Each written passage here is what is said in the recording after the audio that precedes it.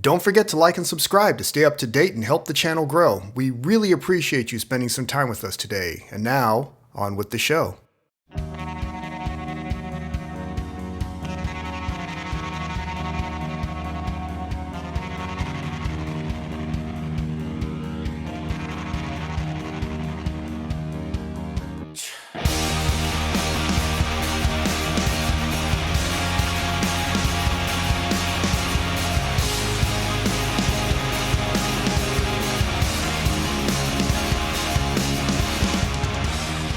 You are listening to the Narrated, Not the Popular Opinion with the one and only Gray.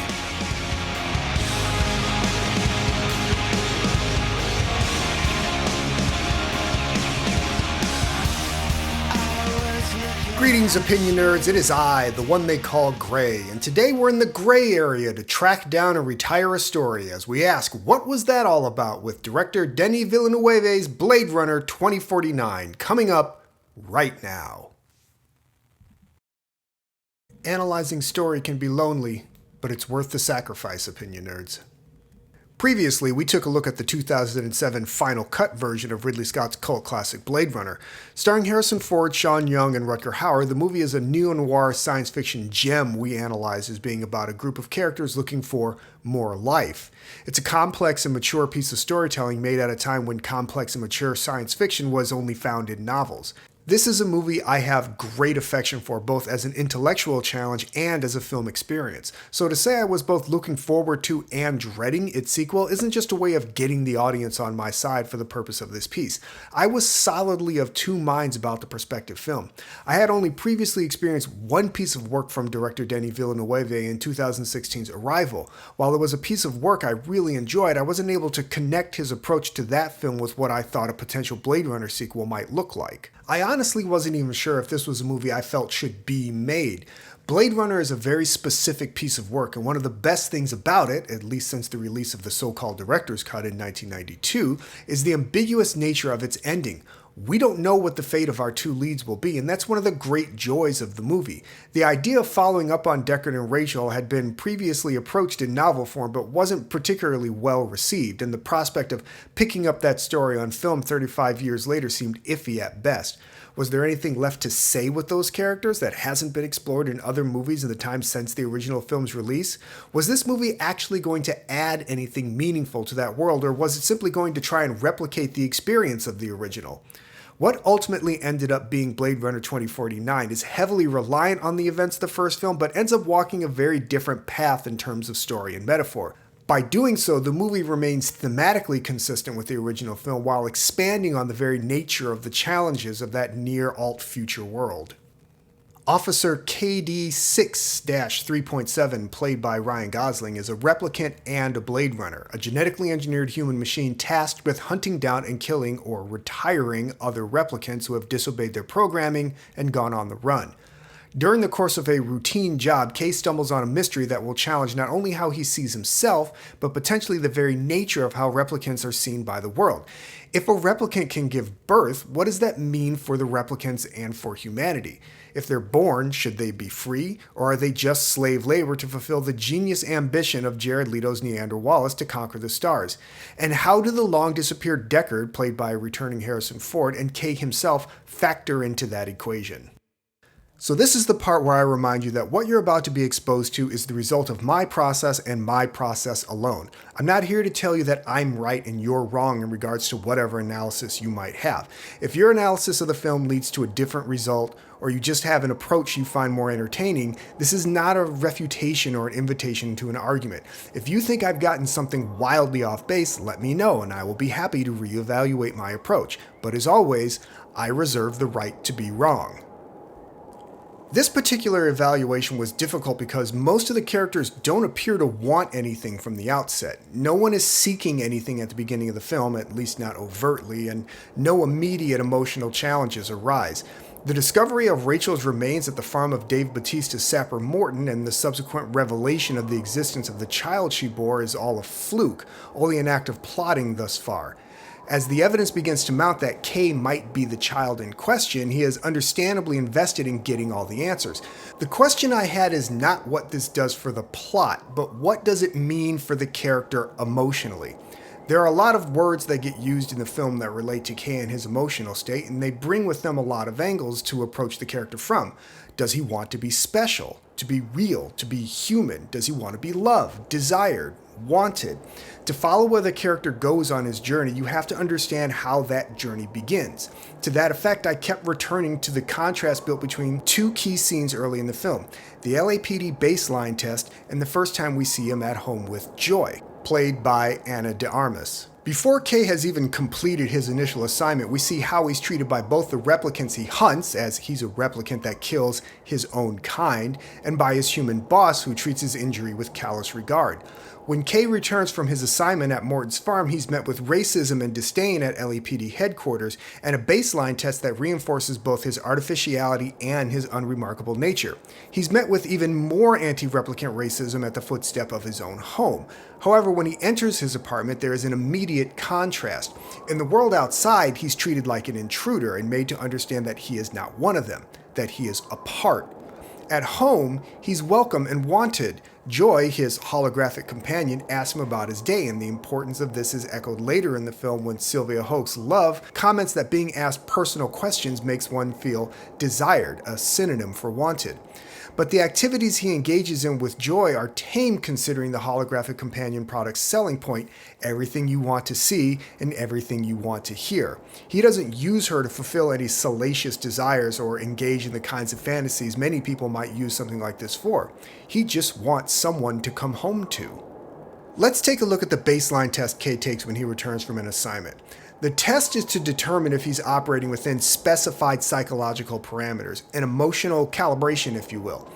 There's this voice asking questions, bright lights in a white room and loud, distracting noises, all designed to provoke the subject into an emotional response.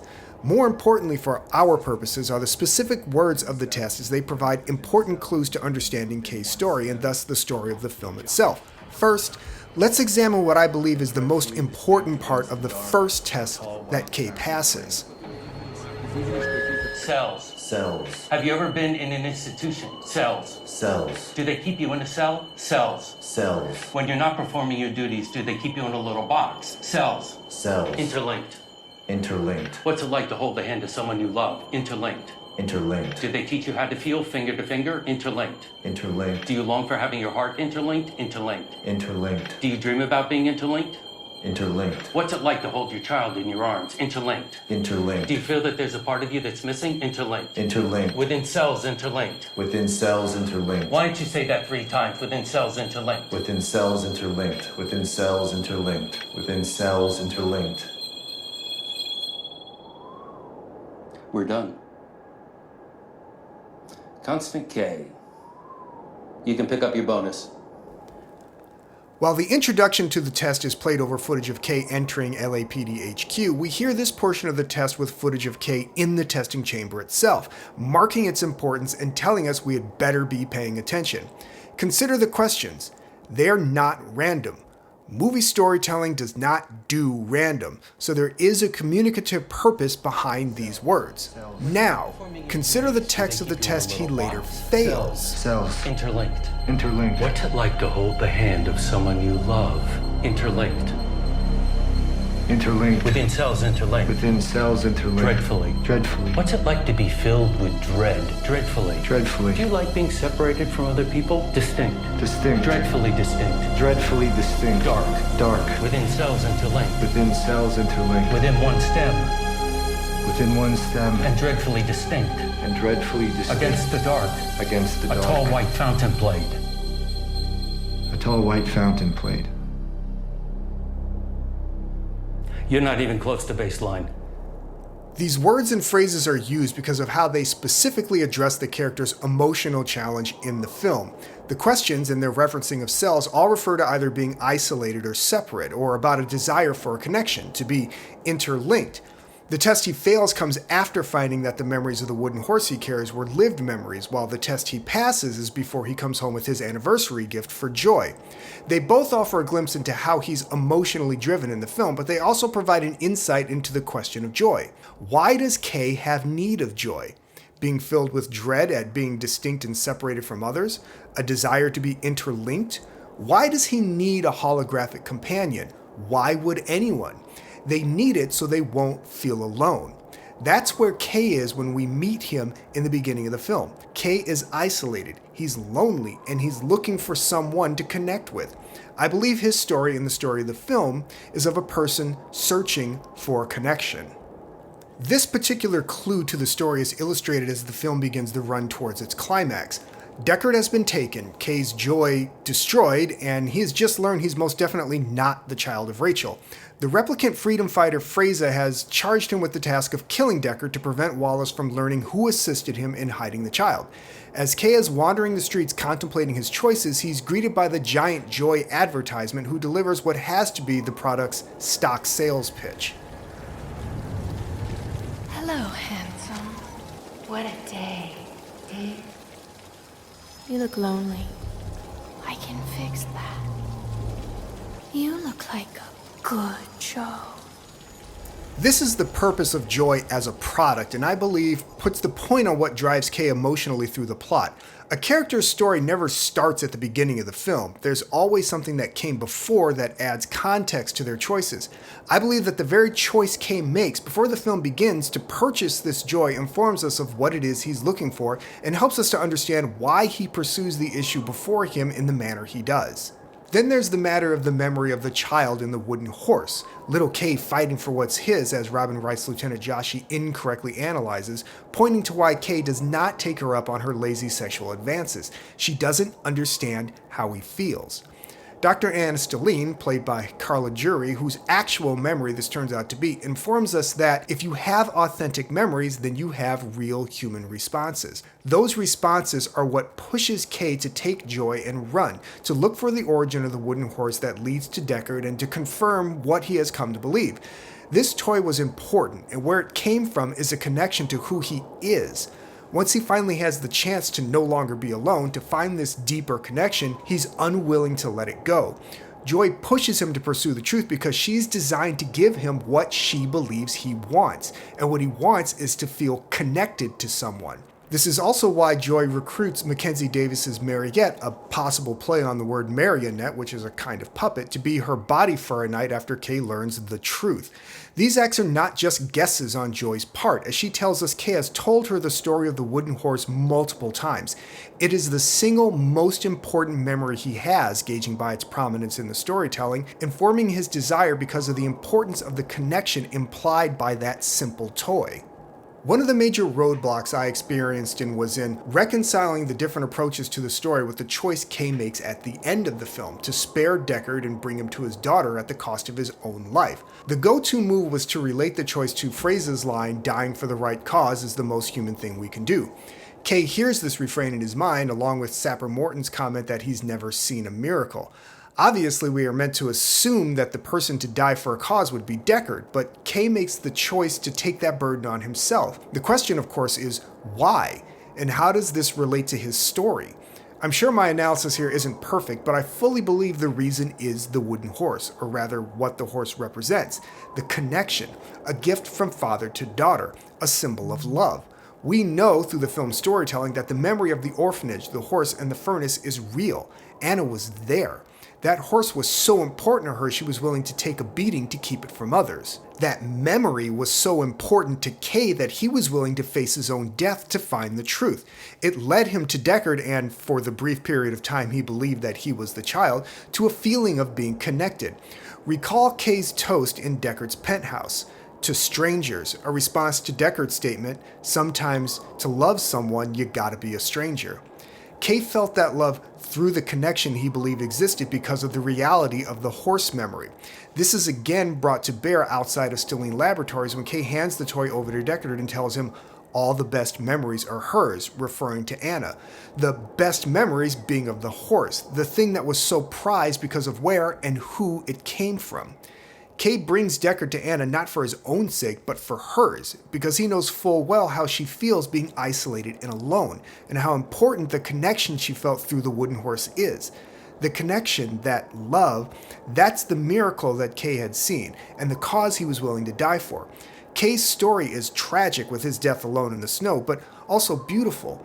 On the one hand, he loses everything, but for a brief period of time, he knew love. he held that connection to another and he was no longer alone.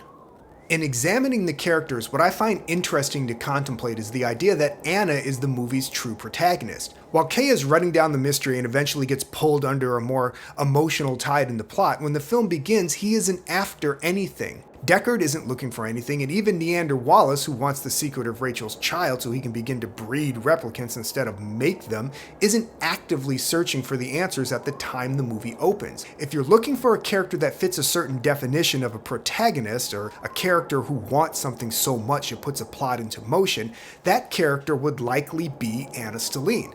Her loneliness and feeling of isolation somehow informs her decision to use one of her own real memories as a replicant memory implant. Remember, a character's story doesn't start at the beginning of the film.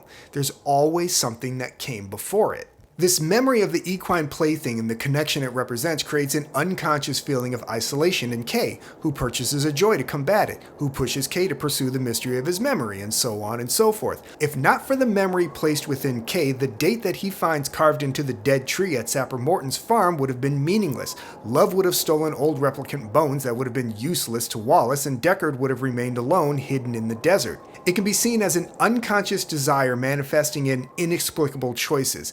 The character reaching out for a connection without meaning to do so or even realizing it's being done. I appreciate how this was paved over by the character being sure to inform us that the use of real memories as implants is illegal, providing a reasonable explanation why she wouldn't have told this replicant cop where the memory came from. This might sound oddly counterintuitive, but consider that the first image in the film, the close-up of the eye, is more than likely Anna's eye. The use of that frames the entire film around her, in a manner of speaking.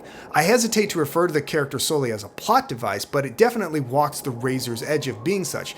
The character is both the seeker and the sought, the memory that ends up in Kay like a message in a bottle, while Kay is both the vessel and the recipient. There is a deliciously complex relationship between those two characters that makes the movie intellectually compelling. Did Anna know what she was doing? Was she aware that the memory she created would end up in a replicant cop? Has this memory been implanted in other replicants, or is Kay unique? And if Anna was looking to be found, did she have any idea who might find her? Did she care? Of course, none of this is necessary to get through the film, but they are fun thought exercises all the same. While reviewing the film for this analysis, I began to take note of how often we see characters in isolation. Kay works and lives alone, and in my opinion, some of the most striking photography in the movie is of Kay isolated in certain environments. Sapper Morton runs his farm, alone. Neander Wallace spends his time alone, interacting only with Love when necessary. The clerk in the Wallace Records room operates the library, alone. Deckard lives alone, and former fellow Blade Runner Gaff comments on how being alone was what Deckard wanted. And of course, Anna is isolated and alone in her hermetically sealed lab. Similarly, the sparseness of the world in general, called out in one critique of the film I encountered, contrasts against how cluttered the world of the original film was, owing to Wallace's statement that humanity had colonized 9 new worlds. The planet is literally emptying out, and that's leading to a sparseness of connection. The soundtrack is also similarly sparse, with the score more ambient than orchestral, and the soundtrack mainly filled with Foley-enhanced set sound. The entire effect, in my opinion, creates a feeling of emptiness or loneliness that underscores Kay's story. Visually, this adds emotional weight to Kay's journey and provides the foundation for the movie's metaphor.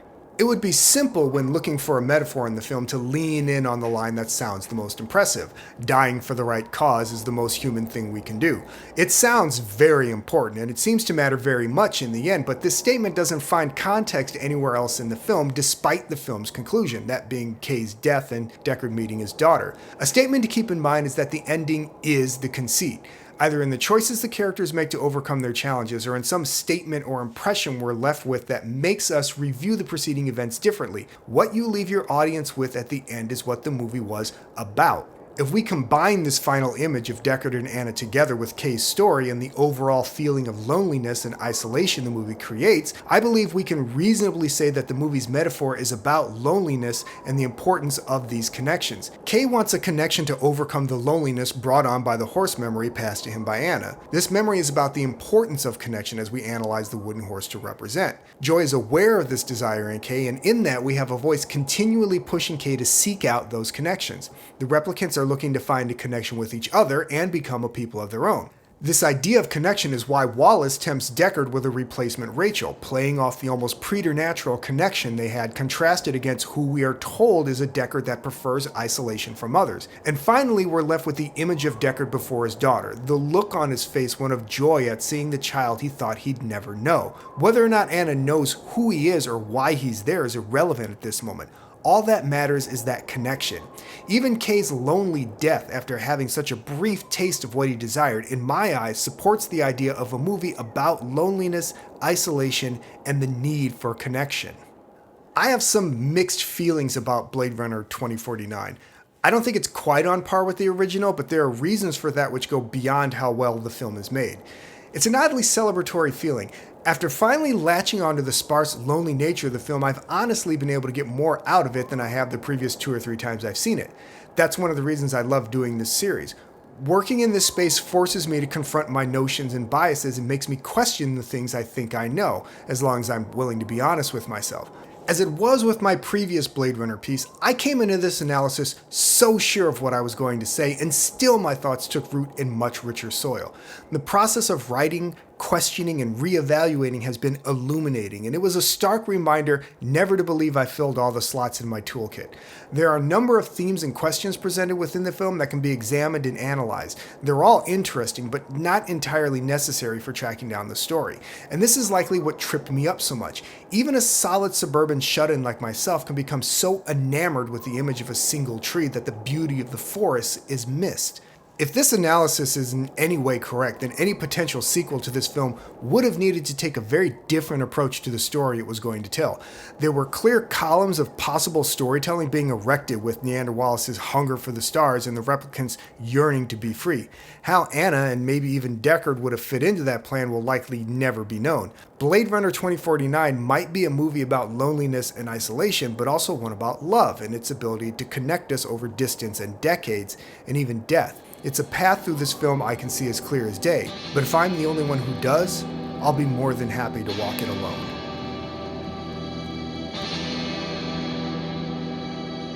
This has been the Narrated, Not the Popular Opinion. As always, I have been Gray, and if you like what you heard, you can leave a tip at our Ko-Fi page at ko-fi.com/notthepopularopinion. You can follow us on Twitter at @only_Gray, and don't forget our main page at notthepopularopinion.wordpress.com, where you'll find more great articles just like this.